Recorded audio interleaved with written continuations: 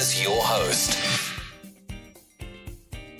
Y regresamos a tu programa favorito semanal, Mezcal Latin Group Radio Show, el programa de radio que te sumerge en los sonidos vibrantes y las historias apasionantes del mundo latino. Estamos emocionados de tener hoy con nosotros a una talentosa escritora, editora y traductora colombiana, una voz literaria que ha navegado por distintas culturas y continentes. La increíble Ramona de Jesús, directamente desde Alemania, estará con nosotros el día de hoy.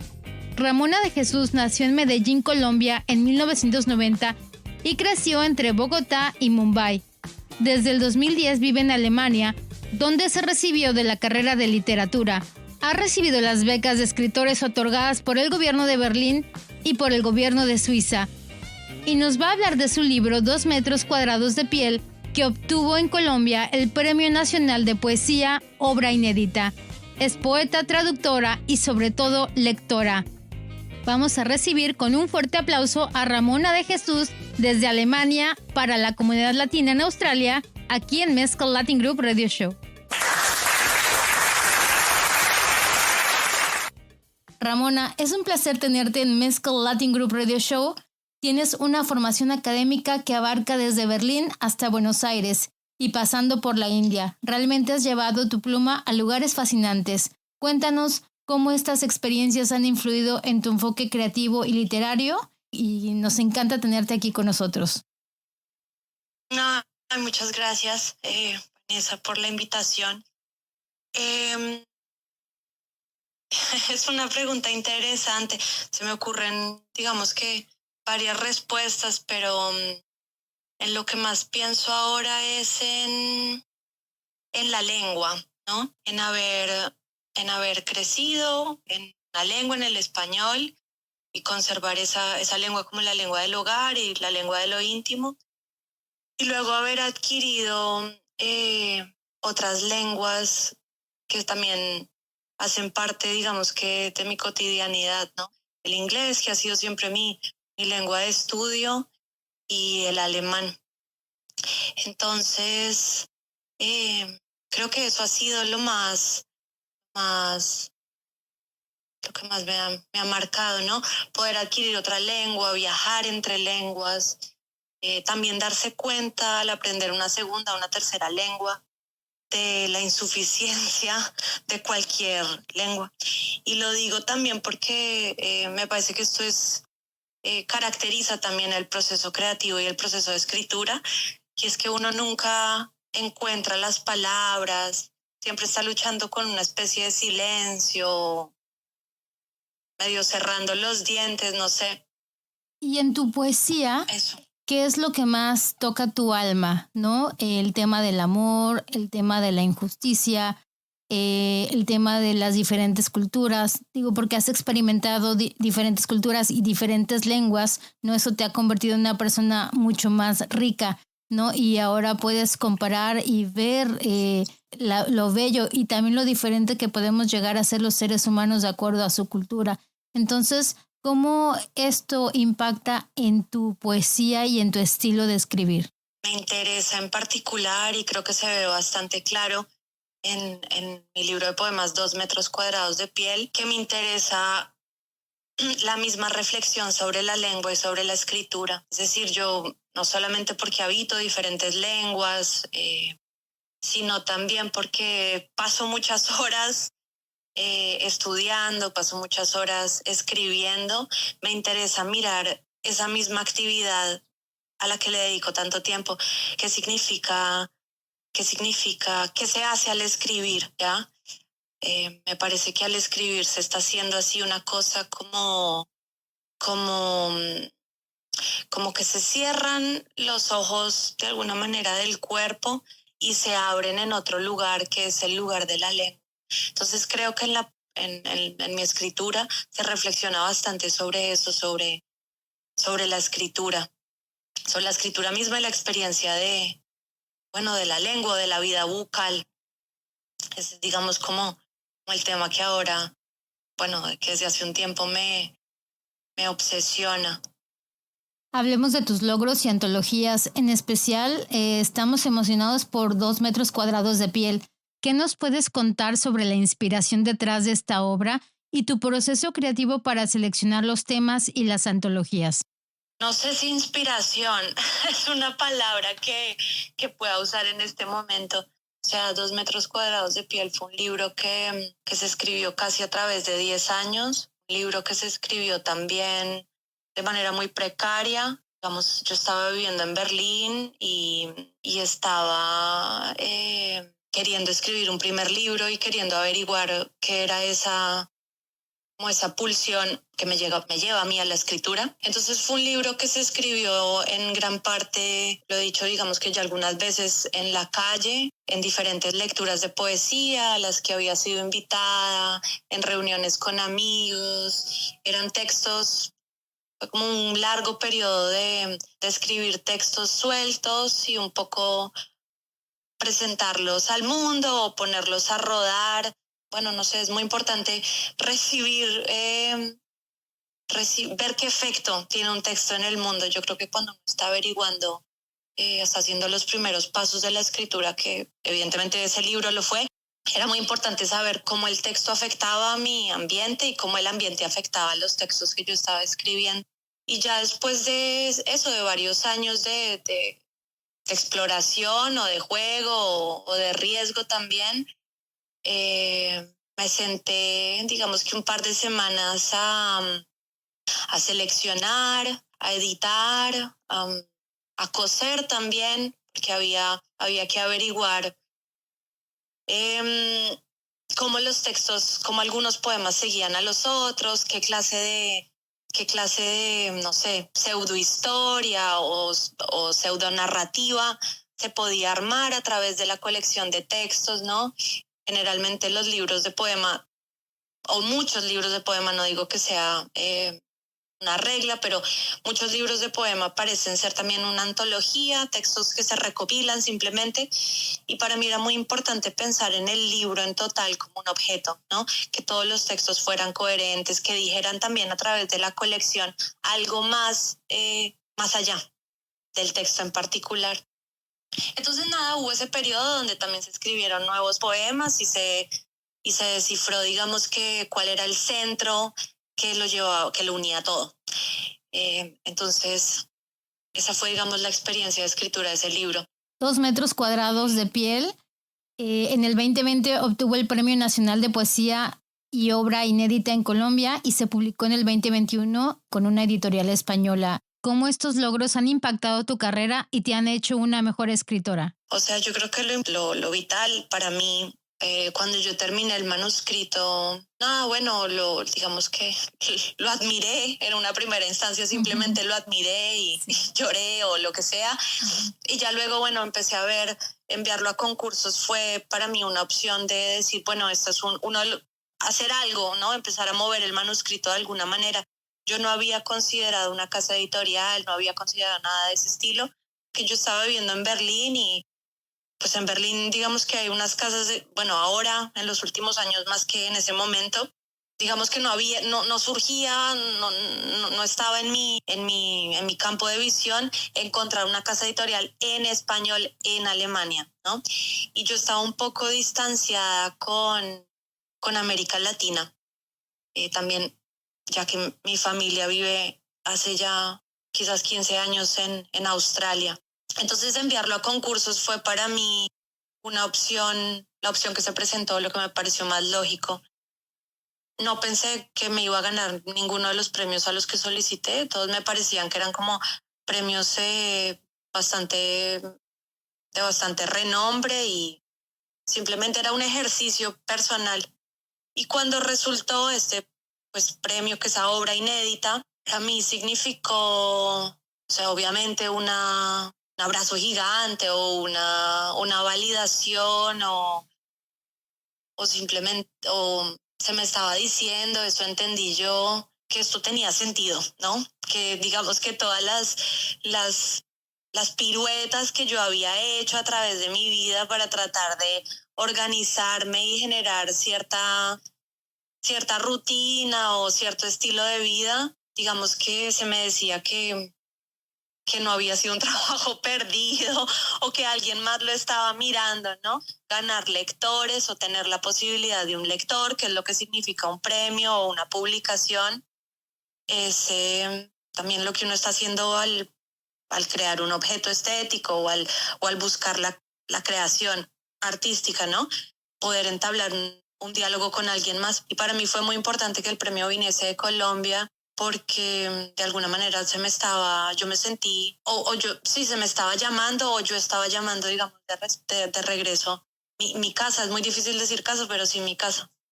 De regreso a tus raíces, ¿verdad?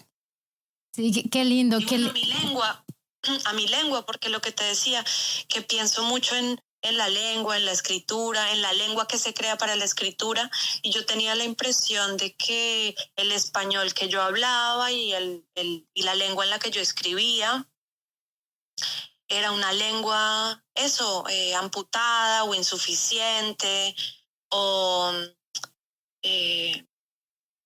desterrada, no lo sé. Me parecía que era un español corrupto, poluto, que a veces se quedaba corto.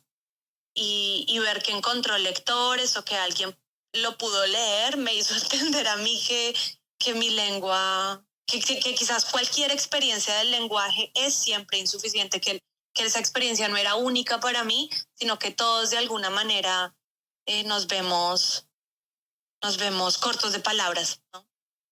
O creamos un lenguaje propio, siempre, cada uno de nosotros. Y yo pienso, ¿sabes qué, Ramona? Yo tengo esta percepción que mientras más lenguajes añades a tu vocabulario, más insuficiente piensas que es. Bueno, esa es mi percepción ahora que yo solo hablo dos idiomas, ¿no? Yo pienso que no sé, que no sé suficiente del español o no sé suficiente del inglés, ¿no?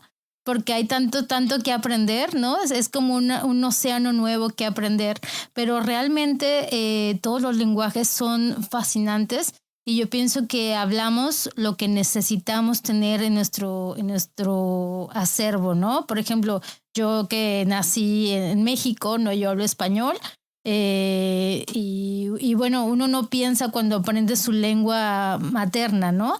Pero cuando aprendes un segundo idioma, yo pienso que no te es suficiente, ¿no? Porque tú quieres comunicarte mejor como en tu lengua materna y ahí siento que es cuando uno piensa que no es suficiente, pero yo pienso que sí es suficiente mientras nos podamos comunicar y expresar nuestras emociones hacia los demás, que es el real objetivo de la comunicación, siempre va a ser suficiente nuestro lenguaje. ¿Tú qué opinas? Yo no sé si el objetivo del lenguaje sea la comunicación solamente. Me imagino que esa es una de las cosas, pero sí me interesa lo que dices. Justo ayer leí un libro de una escritora argentina que se llama Silvia Molloy, que es bilingüe, ¿no? De padres, creo que franceses, también tenía o de padre francés y madre argentina, y habla también inglés como segunda lengua, en fin, y escribe un libro, y español obviamente, y escribe un libro que se llama Vivir entre lenguas, y piensa en eso, ¿no? En que de repente la persona bilingüe tiende a tener esos sentimientos porque parece no encajar en ningún lado, ¿no? No encajar completamente en los espacios. Cuando se habla español en la extranjería, tu experiencia, por ejemplo, en Australia, mi experiencia,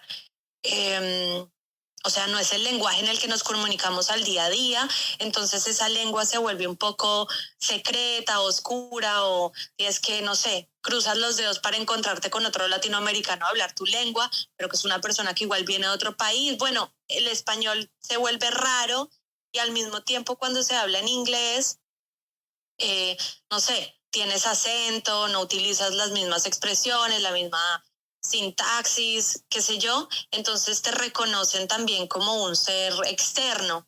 Entonces el bilingüe está de alguna manera en un espacio no existente, en un entre espacios, que es la tesis de ella. Entonces sí, es interesante cómo de repente también el espacio presente crea la insuficiencia o crea Sí, sí, sí, te entiendo perfectamente. Y bueno, a mí me encanta el lenguaje, ¿no? Me encanta también comunicarme y estoy ávida por leer tu libro, ¿no? Y ver todo lo que tú tienes que decir, ¿no? Porque eres una persona muy rica en experiencias de vida, ¿no? Haber vivido en diferentes países, me imagino que te ha dado todo este conocimiento y toda esta introspección que tú tienes como eres un ser sensible como poeta, ¿no? Entonces toda esta introspección, todo lo que te has preguntado y todo lo que has vivido lo expresas a través de tu libro. Así que yo sé que también nuestros radioescuchas van a estar ávidos por saber más de ti y conocer más de tu libro. Y yo sé que nos tienes una buena noticia porque también tu libro probablemente se pueda traducir al inglés. ¿Cómo viene este proyecto para el 2024? ¿Nos puedes platicar un poco más de esto? Sí, bueno, este año saldrán algunos poemas traducidos al inglés en una antología norteamericana con la editorial Routledge, cuya curaduría la hizo una escritora mexicana que se llama Carmen Bullosa. Entonces, bueno, y sí, uno de los planes es que el libro o sea, que el libro se traduzca completamente y encuentre su casa editorial, ya sea en Australia o en los Estados Unidos. Sí, digamos que está ahí. Muchas cosas igual se tienen que ordenar para que eso se concrete. Pues te deseamos lo mejor. Yo siento que tienes todavía un largo camino que recorrer. Me da muchísimo gusto tus éxitos, ¿no? Porque, digo, yo conozco personalmente a tu familia y sé que vienes de mujeres muy exitosas. Conozco en particular a tu mamá, que es una líder, Luz Restrepo. Y entonces sé que de ahí viene tu estirpe, ¿no? Como dicen, sí, por sus frutos los conoceréis. Así que yo sé que tienes unas raíces muy fuertes, ¿no? Tus raíces colombianas, tu lenguaje muy hermoso, porque el español para mí es un lenguaje muy hermoso, ¿no? Y además vienes con mucha fuerza y tienes mucho que ofrecer y mucho explicarnos acerca del lenguaje por medio de tus libros, por medio de tus talleres y por medio de tu conocimiento, porque tienes una vasta experiencia también. Platícanos si das talleres y cómo la gente puede acceder a tus talleres para que aprendan a hacer más poesía y a aprender a hacer esta introspección que me imagino que es necesario que todos lo hagamos en algún momento de nuestras vidas. Sí, Vanessa coordinó un taller, seminario de poesía de manera online. Generalmente el grupo está conformado por personas que viven en diferentes países, entonces, bueno, nos reunimos online. Eso igual está buenísimo porque es un grupo muy mixto que cada uno trae una historia diferente, habla un español diferente.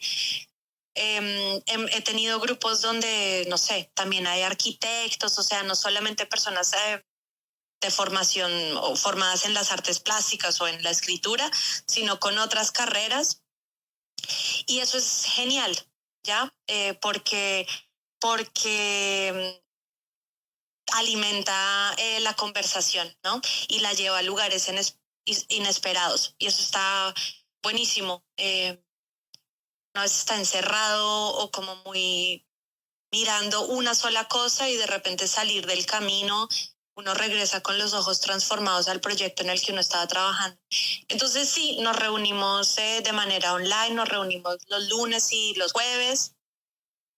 El taller arranca obviamente cuando tenemos suficientes personas, así que claro, me pueden escribir por Instagram y mi Instagram es Eyes of Delphi, los ojos de Delphi, Delphi con PH e I latina, Delphi como el oráculo. Yo creo que más o menos me encuentran fácilmente y me pueden preguntar, claro que sí. Nosotros leemos muchísimo en el taller, la lectura es importantísima. Estudiamos, digamos que la escritura de otros, estudiamos textos que uno podría a simple vista llamar poema, pero también leemos otra clase de cosas, ensayos, textos críticos. Y bueno, la idea es si ya los participantes traen un proyecto en el que quieran trabajar, nada, pulir, continuar, profundizar en ese proyecto. Y si no, si las personas todavía están, digamos que empezando o están simplemente curiosas, hacemos muchos ejercicios de escritura, sí, ¿no? Y bueno, ahí vamos cada uno haciendo lo suyo, acompañándonos. Me encanta, Ramona. Ha sido un placer tenerte aquí en los micrófonos de KC Radio, de Mezcal Latin Group Radio Show. Y por último, no sé si quieras mandar un saludo o hacerle una invitación o decirnos algo poético para que nos dejes inspirados a todos aquí en el programa.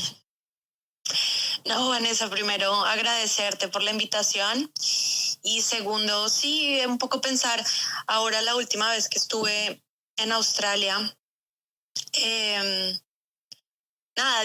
estuve buscando yo una librería en español en Melbourne y no encontré, no sé si yo no sabía los lugares, sin embargo sí escuché mucha gente en la calle, en diferentes situaciones hablar español, entonces me da la impresión de que hay una comunidad hispanohablante larga y nada, con muchas ganas de conectarme con ellos. De que me escriban si les interesa el taller, pero simplemente también si quieren hablarme, que me interesa como encontrar esa comunidad hispanohablante, pero también interesada en la escritura en Australia y bueno, con ganas de ir a una librería hispanohablante pronto en Melbourne.